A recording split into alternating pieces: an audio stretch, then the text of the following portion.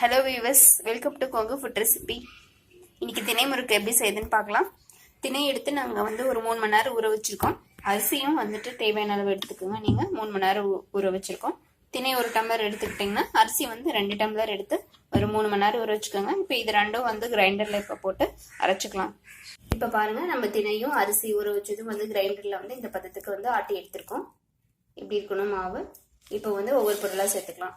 இப்போ ஓமம் இதிலே சேர்த்துக்கலாம். தேவையான அளவு பெருங்காயத்தூள் சேர்த்துக்கோங்க.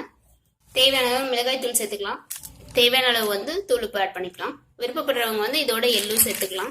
நீங்கள் இப்போ மாவை நல்லா மிக்ஸ் பண்ணிக்கோங்க. கடலை மாவு சேர்த்துக்கோங்க. தேவையான அளவு மாவு நல்லா திக்காக இருக்கணும். நீங்கள் தேவையான அளவு அதுக்கு தகுந்த மாதிரி கடல் மாவு சேர்த்துக்கோங்க. கடல் மாவு சேர்த்து இந்த பதத்துக்கு நல்லா பசைஞ்சு எடுத்துக்கணும். மாவு கொஞ்சம் நல்லா திக்காக இருக்கணும். அப்போ தான் முறுக்கு அழுத்தும் போது அங்காமல் வரும். முறுக்கு பொடியில் மாவு எடுத்துருக்கோம். இப்போ முறுக்கு அழுத்தலாம். பாருங்க, இப்போ முறுக்கு நல்லா வருது அங்காம.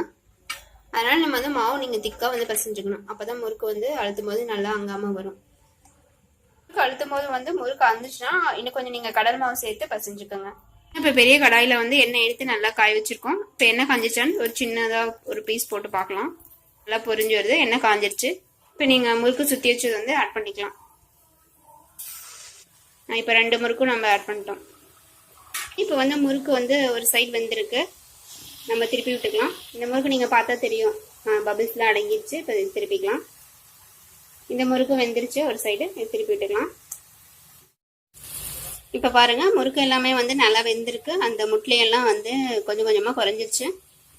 இப்போ நம்ம முறுக்கு எடுத்துக்கலாம்.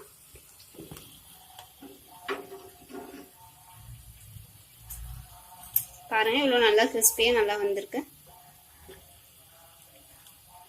முறுக்கு எடுத்துட்டோம். நல்லா கிறிஸ்பியாக நல்லா வந்திருக்கு. இப்போ பிளேட்டை ட்ரான்ஸ்ஃபர் பண்ணிக்கலாம். ரொம்ப சுவையான திணை முறுக்கு ரெடி. நல்லா மொறுமொறுன்னு நல்லா வந்திருக்கு. இப்பவுமே நம்ம அரிசி முறுக்கு தான் வீட்டில எல்லாம் செய்வோம். இது மாதிரி திணையும் சேர்த்து அரிசியோட சேர்த்து செஞ்சீங்கன்னா திணை முறுக்கு ரொம்ப உடம்புக்கும் நல்லா சத்தானது, ரொம்ப ஆரோக்கியமாக இருக்கும். அதனால உங்கள் வீட்டில் நீங்கள் செஞ்சு பாருங்க. திணையில நிறைய புரத சத்து இருக்கு, புரோட்டீன், இரும்பு சத்து நிறைய இதில் இருக்கு, அயன். அதனால உங்கள் வீட்டில் நீங்கள் இதை செஞ்சு பாருங்க. And subscribe to Kongu food recipe. Thank you.